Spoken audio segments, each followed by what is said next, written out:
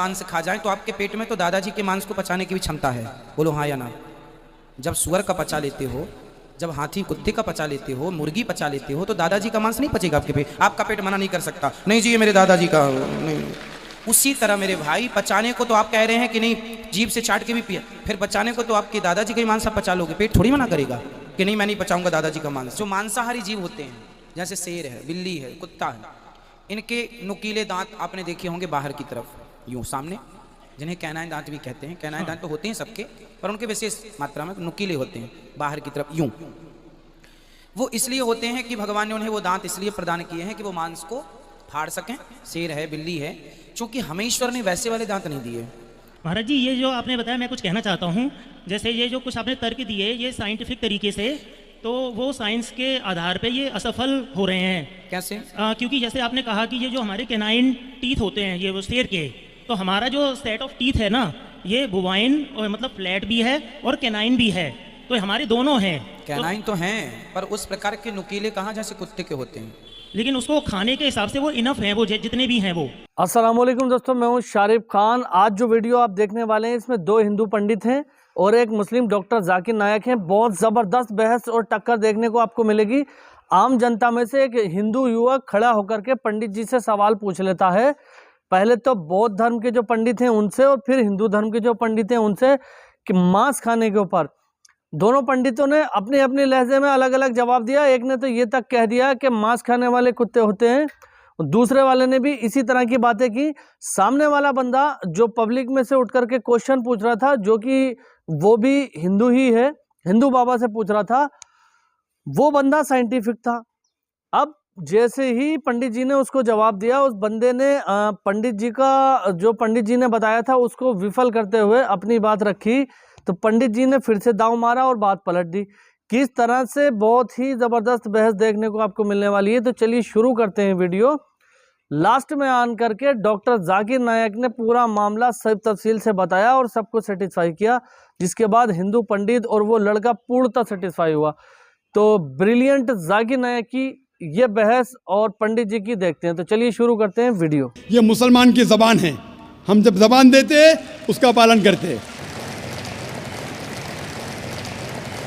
आपका सवाल, जैसे मैंने कहा कि मुसलमान को नॉनवेज खाना फ़र्ज नहीं है, लेकिन क्योंकि अल्लाह सुब्हाना व तआला ने हमें इजाज़त दी है, कुरान मजीद में लिखा है सूरह माइदा सूरा नंबर 5 आयत नंबर 1 में, कि वो जानवर जो आपके लिए हलाल है 4 पाँव के, जो आपके लिए हलाल है उसको आप खा सकते हैं। लिखा है सूरह नहल में सूरा नंबर 16 आयत नंबर 5 में भी कि वो जानवर जो आपके लिए हलाल है उसका गोश्त आप खा सकते हैं। ये लिखा है सूरह मोमिनून में सूरा नंबर 23 आयत नंबर 18 में भी। कई जगह लिखा है कि आप हलाल जानवर का गोश्त खा सकते हैं। जब कुरान मजीद में हमारे खालिक, हमारा रब, हमारा अल्लाह सुब्हाना व तआला परमिशन देता है तो हम क्यों ना खाएं। आज की साइंस ये कहती है कि वेजिटेबल्स में टोटल प्रोटीन नहीं है। हमारा जो जिस्म है, इंसानी जिस्म, इसके अंदर 8 अमाइनो एसिड्स नहीं बनते। 8 अमाइनो एसिड्स बाहर के फूड, बाहर के खाने में आना ज़रूरी है। कोई भी वेजिटेबल दुनिया में नहीं है जिसमें सारे 8 अमाइनो एसिड मौजूद है, लेकिन नॉनवेज फूड में अल्हम्दुलिल्लाह सुम्मा अल्हम्दुलिल्लाह कई नॉनवेज फूड में सारे अमाइनो एसिड जो जिस्म नहीं पैदा करता है, इसे कहते हैं इसेंशियल अमाइनो एसिड मौजूद है। इसे कहते हैं टोटल प्रोटीन। आज की साइंस ये कहती है कि non veg food is nutritious, it is full of protein.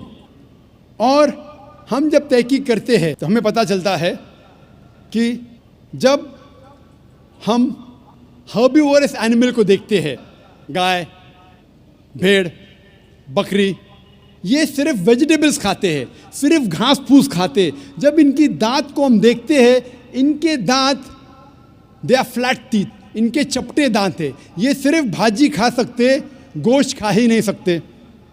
जब हम मांसाहारी जानवर को देखते हैं, शेर, शेर बब्बर, चीता, हम देखते हैं इनके दांत को जब देखते हैं, इनके दांत नोकीले हैं, कैनाइन टीथ। ये सिर्फ गोश्त खा सकते, भाजी पाला नहीं खा सकते। लेकिन जब हम इंसान के दांत, आप अगर जाएंगे मिरर में देखेंगे, आईने में अपने दांत, मैं देखूंगा अपने दांत, तो पता लगता है कि खुदा ने हमें चपटे दांत दिए, फ्लैट टीथ, उसके साथ साथ नोकीले दांत दिए, herbivores teeth and carnivorous teeth. अगर ईश्वर चाहता था कि सिर्फ मैं भाजी पाला खाऊं, तो ये नोकीले दांत क्यों दिए? गोश्त खाने के लिए।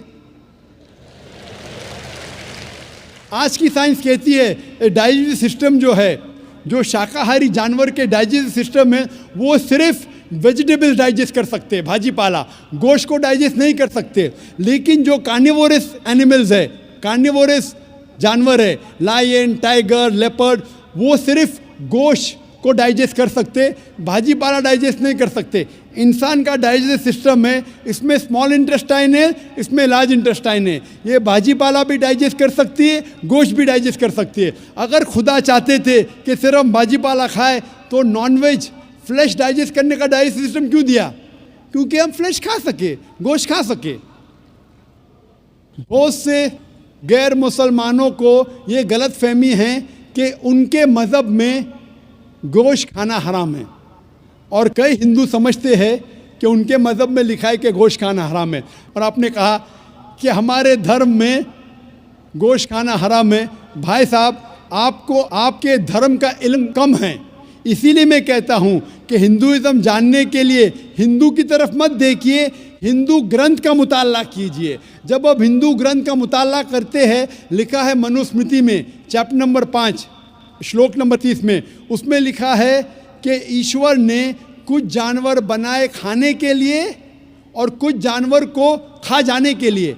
God has created some animals to eat and some to be eaten. अगर आप उस जानवर को खाते हैं जिन जानवर को खुदा ने बनाया है खा जाने के लिए, तो आप गुनाह नहीं कर रहे। If you are eating the animals who God has created to be eaten, you are not doing a sin. आगे जब पढ़ते लिखा है मनुस्मृति में चैप्टर नंबर 5 में, अध्याय नंबर 5 में, मंत्र नंबर 40 में, कि खुदा ने कुछ जानवर बनाए हैं कुर्बानी के लिए। अगर आप कुर्बानी में जानवर का कत्ल करते हैं तो आप गुनाह नहीं करते। आगे लिखा है मनुस्मृति में चैप्टर नंबर 5 मंत्र नंबर 41 में कि जानवर का कत्ल करना, जो जानवर खाने के लिए बनाए गए हैं, वो गुनाह नहीं है। इसी तरीके से कई जगह वेद में लिखा है कि ऋषि गोश्त खाते थे, जानवर को खाते थे।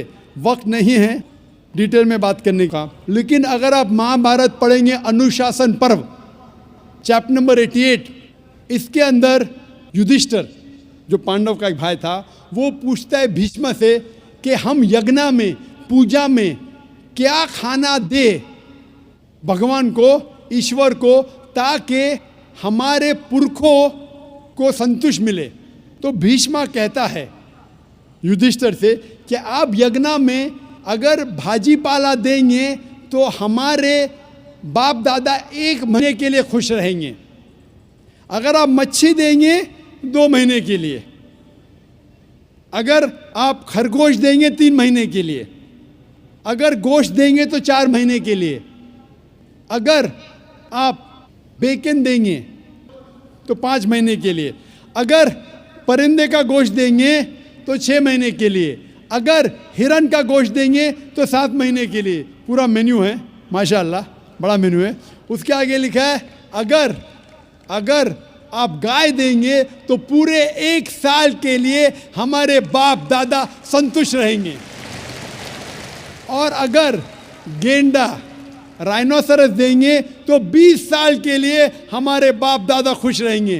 पूरा मेन्यू है। क्या चाहते हैं बोलो? मच्छी, खरगोश, क्या चाहते हैं बोलो? ये आपके ग्रंथ में लिखा है, मेरे ग्रंथ में नहीं। हमारे ग्रंथ में सब चीज़ खाने की इजाज़त नहीं, सिर्फ वो चीज़ जो हमारे लिए हलाल है। इसी तरीके से बाइबल में भी लिखा है आप गोश्त खा सकते। अक्सर धर्म की किताबों में लिखा है कि आप गोश्त खा सकते हैं। आप मेरा अगर एक डिबेट देखेंगे जिसका मौजू था, is eating non vegetarian food permitted और prohibited for a human being? क्या इंसान के लिए गोश्त खाना हलाल है या हराम है? और मैंने डिबेट किया था एक जैन के साथ।